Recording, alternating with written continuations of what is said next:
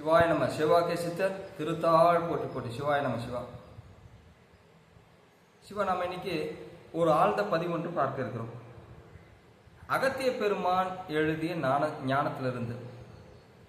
இந்த ஞானத்தின் ஒருவரி செய்தி என்னன்னு கேட்டீங்கன்னா, இறைவனை அடையக்கூடிய மார்க்கத்தை எவ்வாறு அடைய வேண்டும் என்ற தன்மையை அழகா போதிக்கிறார். யதார்த்த நிகழ்வுகள் இருக்கக்கூடிய ஒரு தன்மையில் நமக்குள் ஆழ்ந்து தன்னுள் நிலைத்து இறைவனை அடையக்கூடிய மார்க்கத்தை பற்றி எளிதாக விளக்குகிறார். இதில் உள்ள சூட்சமம் என்ன கேட்டீங்கன்னா, நமக்குள் இருக்கக்கூடிய நிலையை அறிவதற்குண்டான பயிற்சி. அதுதான் அந்த சூட்சமத்தை கொண்டுள்ளார். அந்த சூட்சமத்தை தனக்குள் உள்ளறிந்து செய்தால் மட்டுமே பூர்ணமான சிவத்தை அடைய முடியும் என்ற தன்மையையும் நமக்கு போதிக்கிறார். அந்த பாடலில் உள்ள கருத்துக்களை பார்ப்போம். அந்த பாடலில் உள்ள தன்மை என்ன என்று போதிக்கிறது என்று நம்ம கேட்போம். சிவா, பூர்ணமே தெய்வம் என்று உரைத்தார் ஐயா, பூரணத்தை இன்னதென்று புகழ வேண்டும். காரணத்தை சொல்லுகிறேன் நினைவாய் கேளு, கலையான 16 பூர்ணமே ஆகும்.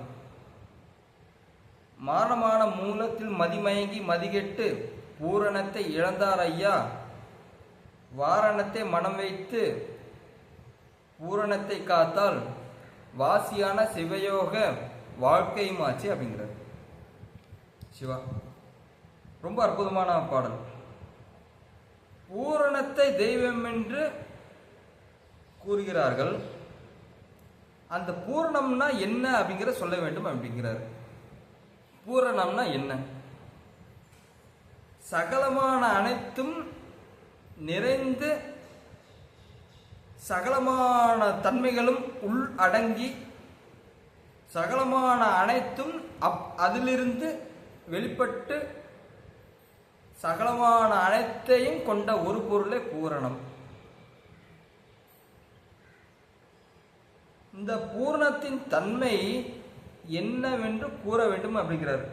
பூர்ணத்தின் தன்மை என்னவென்று கூற வேண்டும் அப்படின்னா, நிறைய பேர் சொல்றோம் இதுதான் தெய்வம், இந்த மாதிரி எண்ணங்கள், இந்த மாதிரி உணர்வுகள், இந்த மாதிரி தன்மையை கொண்டது தான் தெய்வம் என்று கூறுகிறார்கள்.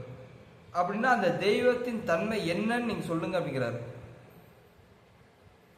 யாராலும் விளக்க முடியாது. ஆனால் அகத்திய பெருமான் 16 கலைகளை பூர்ணம் அப்படிங்கிறார். 16 கலைகள் என்ன அப்படின்னு கேட்டீங்கன்னா, மேதக்கலை, அரிகீச கலை, விடக்கலை, விந்து கலை, அர்த்த சந்திர கலை, நிரோதினி கலை, நாதக்கலை, நாதாந்த கலை, சக்தி கலை, வியாபினி கலை, சமனை கலை, உண்மனை கலை, வியாமரூபிணி கலை, அனந்தை கலை, அநாதை கலை, அனாசிறுத்தை கலை அப்படின்னு சொல்லிட்டு 16 கலைகளை கூறுகிறார். இந்த 16 கலைகளின் உத்தன்மை எமது ஆத்மகுருவான செவ்வாக்கிய பெருமான் உபதேசத்தின்படி எழுதிய ஆத்மவேதம் என்னும் நூலில் விளக்கியுள்ளோம். அந்த புத்தகம் இன்னும் வெளிவரவில்லை. அதற்கான பணிகள் நடந்து கொண்டிருக்கிறது. அந்த புத்தகத்தில் இந்த 16 தன்மைகள் உள்ள சூட்சமத்தை சூட்சம உட்பொருளை மிக அழகாக கூறியிருக்கிறோம். ஆழ்ந்த கருத்தினுடையது. அந்த 16 கலைகள் என்பது என்ன அப்படின்னு கேட்டீங்கன்னா, இது பூஜை நிலையில் இருக்கக்கூடிய கலைகள். ஆனால் அகத்திய பெருமான் கூறக்கூடிய இந்த சூட்சம நிலை என்ன கேட்டீங்கன்னா, உள்ளுள் நிலைத்த இறைவனை பூஜிக்கக்கூடிய மார்க்கத்தை உரைக்கக்கூடிய தன்மையை தான் அகத்திய பெருமான் கூறுகிறார். அதனால் புறப்பூஜை சம்பந்தப்பட்ட இந்த 16 கலைகள் அல்ல, அகப்பூஜை செய்யக்கூடிய அந்த தன்மையை கொண்ட 16 கலைகள். அந்த 16 கலைகளை ஒருவர் தன்னுள் நிலைத்து அறிகிறாரோ அவருள் பூர்ணம் வெளிப்படும். ஆனால் இந்த பூர்ணத்தை பார்த்தீங்கன்னா அறியப்படாமல் இருக்கிறோம். அதற்கு காரணம் என்னன்னு கேட்டீங்கன்னா, மாயை நிலை கொண்ட மனதினால் மாறான, அதாவது சொல்றாரு அகத்திய பெரும், மாறான மூலமதில் மதிமயங்கி மதிகெட்டு பூரணத்தை இழந்தார் ஐயா அப்படிங்கிறாரு. மாறான மூலத்தில். மாறான மூலம் என்பது என்ன அப்படின்னு கேட்டீங்கன்னா, உங்களுக்கு எளிதாக விளங்க வேண்டும் என்றால், மாயையால் வயப்பட்ட மனமானது இச்சை என்ற மூலத்தில் நிலைக்கும் பொழுது மதியானது மயங்கி விடுகிறது. அந்த மதியும் கெட்டு மாயில் நுழைகிறது. அந்த மாயில் நுழையும் போது உள்ளில் நிலைத்த பூர்ணமானது தன்னில் இருந்து விலகி விடுகிறது. அப்படி என்றால் இறைநிலை தன்னிலிருந்து அகன்று விடுகிறது. அப்படி இறைநிலை அகன்று விடுவதால் பூர்ணமான இறைத்தன்மை நமக்கு கிட்டாமல் போகிறது. அப்படி என்றால் இறந்த பின்பும் நமக்கு பிறவி என்ற பிணி பீடித்து கொண்டும், அந்த பிறவி பிணி பீடித்து கொள்ளும் பொழுது நம்மளுக்கு பிறவி சுழற்சி இருந்து கொண்டே இருக்கும். இதைத்தான் அகத்திய பெருமான் அழகாக கூறுகிறார். மாறமான மூலத்தில் மதிமயங்கி மதிகெட்டு பூரணத்தை இழந்தார் ஐயா அப்படிங்கிறார். எவர் ஒருவர் தன்னுள் நிலைத்து கொண்டிருக்கும் இச்சையை கலைந்து பரிபூர்ணமான சிவத்தை தன்னுள் நிலை கொண்டு அப்பூர்ணமான தன்மையில் நிலைத்திருப்பாரோ அவருக்கு சிவம் என்ற தன்மை காட்சியாகும். அது எப்படி என்று அடுத்த வரியில் கூறுகிறார். வாரணத்தை மனம் வைத்து பூரணத்தை காத்தால் வாசியான சிவயோக வாழ்க்கையாச்சு அப்படிங்கிறார். மிக அழகாக, ரொம்ப அற்புதமான ஒரு கருத்துக்களை கொண்ட இந்த வாக்கியம். வாரணத்தை மனம் வைத்து பூரணத்தை காத்தால் வாசியான சிவயோக வாழ்க்கையாச்சு அப்படிங்கிறார். வாரணம்னா என்ன? வாரணன் அப்படிங்கிறது பார்த்தீங்கன்னா கணபதின்னு அர்த்தம். அந்த கணபதியின் சூட்சம உட்பொருள் என்ன கேட்டீங்கன்னா அறிவு என்று அர்த்தம். அந்த அறிவை மனதில் வைத்து பூரணத்தை காத்தால், நாம் முன்னமே நம்ம சொல்லியிருக்கிறோம் முன்ன பதிவில், அறிவினால் உபதேசம் பெற்ற மனம் வெறுமையில் நிலைக்கும் பொழுது வெறுமை சித்த நிலைக்கு இட்டு செல்லும், அதை இழுத்து செல்லும். அந்த வெறுமை நிலையான சித்த நிலையில் ஜீவன் நிலைத்திருப்பதை காணலாம். அந்த ஜீவனை அடுத்து சென்று காணும் பொழுது ஜீவன் அல்ல, அது சிவமாய் காட்சியளிக்கும் என்று முன்னமே கூறியிருக்கிறோம். அதன்படி வாரணமான அறிவை மனதில் வைத்திருக்கும் பொழுது நமக்கு ஞானம் தோன்றும்.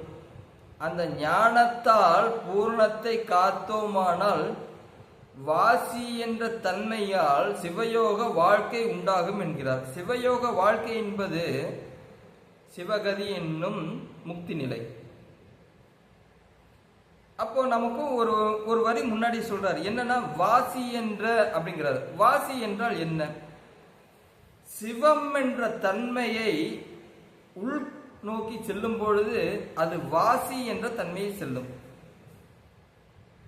இன்றைய காலகட்டத்தில் வாசி யோகம், வாசி கலை என்று பலவிதமான மாய நிலையை நமக்கு உட்படுத்தி செல்வார்கள். அந்த நிலையில் செல்லும் பொழுது சரீரத்துக்கு உண்டான மூச்சு பயிற்சியாகவே அது இருக்கிறதே ஒழிய இறைநிலையை காணக்கூடிய தன்மை நமக்கு உண்டாவது இல்லை. காரணம் என்னன்னு கேட்டீங்கன்னா, அந்த இறைநிலையை அடையக்கூடிய மார்க்கத்தை நாம் சரீர ரீதியாகவே காண இருப்பதால் அந்த சரீரத்துக்குள் நிலைத்துள்ள தன்மையை நம்ம காண மறக்கிறோம். ஏன்னா வாசியோகம் பழகும் பொழுது நமக்கு இன்னொரு நினைவுகள் நம்முள் எழுகிறது. என்னன்னு கேட்டீங்கன்னா, ஆயுள் கூடும் என்று. அப்படி என்றால் மாய நிலையில் நாம் இருந்து அதை மாயை கடக்க வேண்டும் என்ற எண்ணம் கொள்ளும் பொழுது மாயையே அங்கு நமக்குள் சேர்ந்து விடுகிறது. அப்படி என்றால் நமக்கு இறைநிலை காண இயலாது. ஆதலால் தான் சிவம் என்ற உள்ளில் நிலைத்த ஒரு பொருளை காண வேண்டுமென்றால் சிவா வாசி உள்ளுக்குள் தன்மை நிலைத்து உள் அடங்கும் பொழுது சிவம் என்ற தன்மையில் நமக்கு உட்படுவோம். அப்பொழுது சிவயோக தன்மை நமக்குள் உண்டாகும். அப்படி சிவயோக தன்மை நமக்கு உண்டாகும் பொழுது சிவயோக வாழ்க்கையும் ஆச்சு அப்படிங்கிறார். சிவயோக வாழ்க்கை என்பது முக்தி நிலை. முக்தி நிலையை நாம் அடையும் பொழுது நமக்கு பூர்ணமான சிவநிலை, நமக்கு பூர்ணமாய் நமக்குள் நாமே இருக்கிறோம் என்ற தன்மை உண்டாகும் என்று அகத்திய பெருமான் மிக அழகாக கூறுகிறார். அற்புதமான தன்மை.